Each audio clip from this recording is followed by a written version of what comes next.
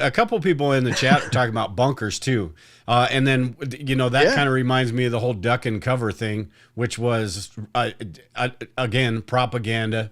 Because what is that really going to do for you? Other than the debris aspect of it, flying objects and windows broken. But they're talking about the whole bunker aspect of it as well. I'm sure you guys are probably going to talk about the things you can do. Brian and I even talked about it a little bit the other day about me in a basement. He's in an RV at this point. So I'm dead. I'm dead.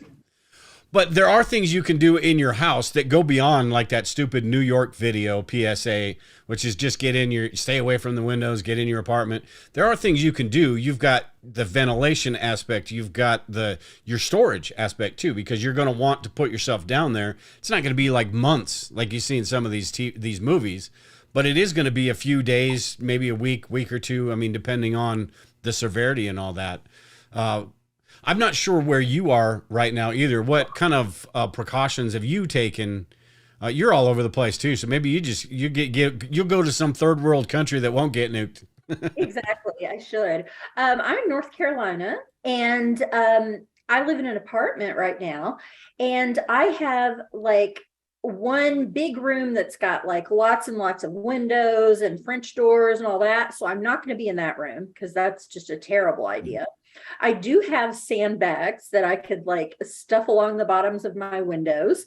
I've got duct tape for sealing up various vents, but I've also got, my bedroom doesn't have any windows, which lots of people think it's weird, but it's this wonderful, cozy, dark cave. So I really like it, but it's also really good for this kind of situation because I'll just grab the dog and we can go in there. And then I've got, on the other side, I've got, the hallway and another apartment before it gets to any outside air. So, I mean, I would plan to spend most of my time in there.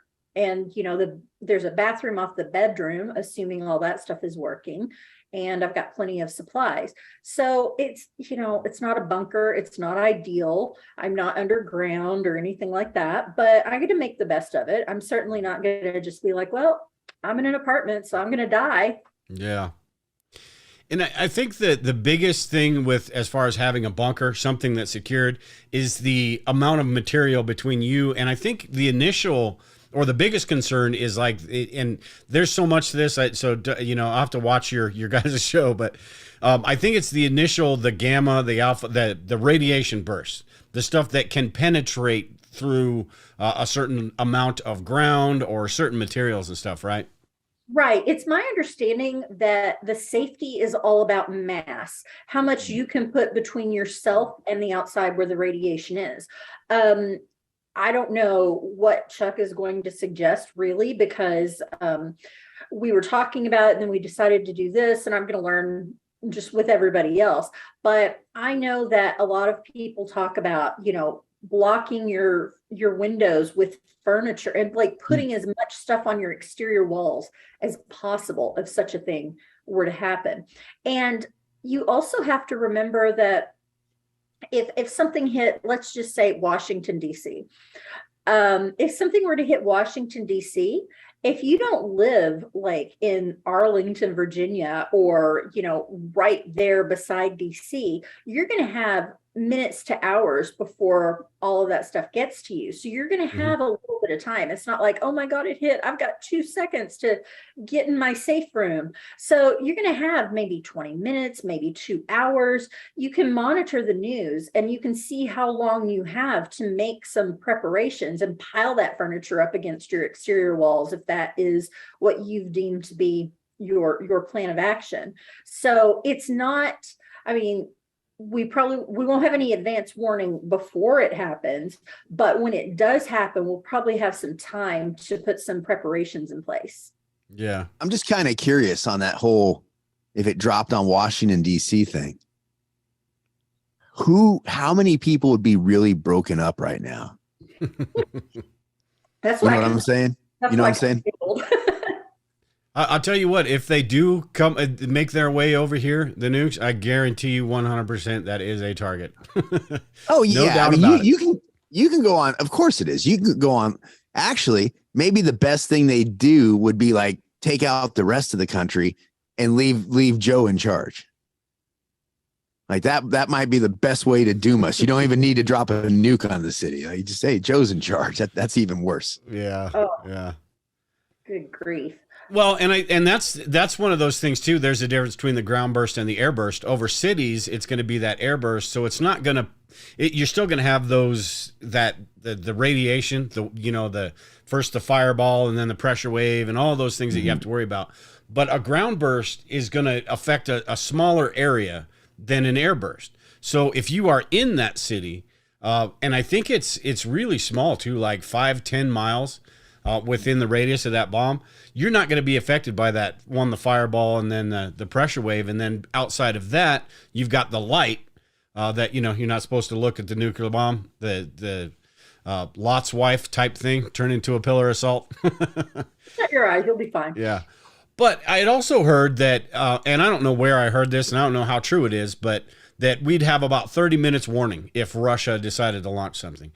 I don't know that if there was some sort of submarine off the coast, that if you lived in New York or DC, you'd have 30 minutes.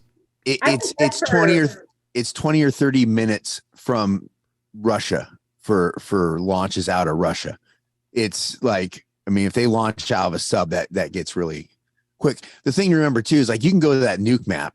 And remember when you look at it, they use my understanding is a lot of the munitions these days are a lot smaller because it's a lot more precise. They want to take out the target and that area, but it's a lot more precise and a lot smaller munitions. So the downside of that is like, or the upside is you have a good chance of survival, like we were talking about. The downside is it's not like they're just taking out like a bunch of farmland. They're taking out like a communications hub, like Denver, that not only has communications, like for you, Dale, like you'd probably all your power is going to go out. The whole region's going to be in complete chaos. So even though why maybe it doesn't end up in being a total like nationwide or international meltdown, like you're still going to be in a world of hurt for a long time, like where you're at. I mean, you're close enough to Denver. Even if you're not downwind when it happens, like I think the second and third order effects of what life's going to be like that for you afterwards is going to be kind of like you're in an SHTF event. Yeah. Also, infrastructure issues and transportation issues, and nobody's going to be able to get in there and help. So, as preppers know, we're always on our own when things like this happen, or at least we have to plan to be.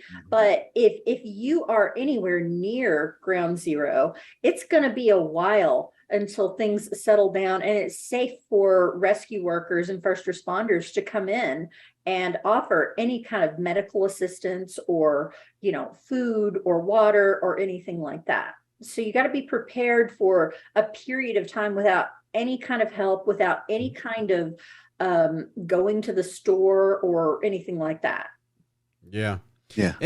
And your webinar is going to go into like all the stuff we're talking about today, surviving that initial thing. But you both bring up good points that is step one of this whole process, because what happens after that? You've survived that. What has happened to the country in general as far as the critical infrastructure?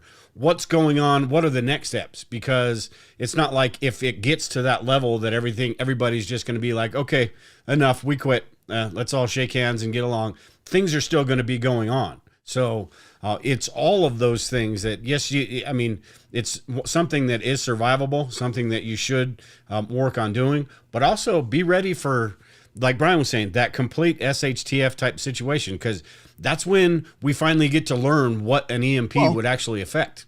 Well, the other side of that too is if it were to hit cities, you don't have to hit every city, right? You can hit select cities in there and it just wrecks it. If you hit Denver and Colorado Springs and Washington, DC and, Vegas and like certain key areas around, it's going to wreck the entire nation. Who's going to step up and take charge?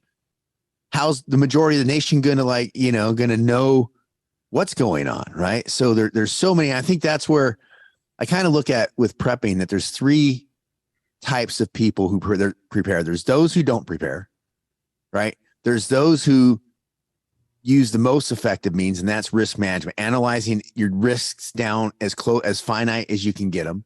And then there are those who prepare for time, and that's what most people do. They prepare for time, right? So what are you talking about? Like the average person will live for 3 days. We know that just by if you don't get a drink of water, theoretically, you're going to at the survival rule of threes, you're going to start tapering off after 3 days. So then you move into that next phase, right? You don't need any preparedness to do that. Then the next phase you're looking at, it's probably about from 3 days to about a week, right? That's like your next level. Then you're looking for like a week to 3 weeks or so, maybe a month. And then you get to that SHTF level, which is like, I think it's like a month to 3 months. Like, so when you prepare for that, how are you preparing? It's what we all kind of, what most of us did when we started preparing, probably just about everybody, because you don't know how to manage risk when you first start prepping. You go to the store and you buy a bunch of canned food and a bunch of other stuff. And you say, all right, I got 10 days worth of food. Right. Okay. Well, where does that get you? That gets you like into the kind of like that level 3. You're in for like a 3 week to, like a Hurricane Katrina kind of event. Right. But when you're talking about nuclear stuff, you're moving into that 3 months and beyond range where you're like SHTF and doomsday kind of scenarios. I mean, if you get beyond 3 months without any relief coming in, without any support coming in, that's pretty much a doomsday for wherever you're at. It is. And desperate people do desperate things. And we're going to have a lot of desperate people in that situation. Yeah. I mean, just think about it. The people that do survive this type of thing, there are still going to be the people that are going to be affected by this afterwards because they haven't done enough research on it and know what the different isotopes and all that. Then you're going to have the long-term effects because some of these last, while the radiation and all that, most of it goes away fairly quickly. It's got a really fast decay rate. A lot of these stick around, like Chernobyl, stick around for decades, and they do that long-term damage. But you think about those couple of months afterwards, there's going to be, it's just, I mean, who knows? There's so many different variables to this that who knows how that happens. But people are going to be, their daily lives are going to be completely different than they are now. They're not going to be able to do the same things that they were. They're going to be looking for handouts. It's just... It's going to be crazy. When you turn on your water faucet, it's probably not going to work. When you turn on your light switch, probably not going to work.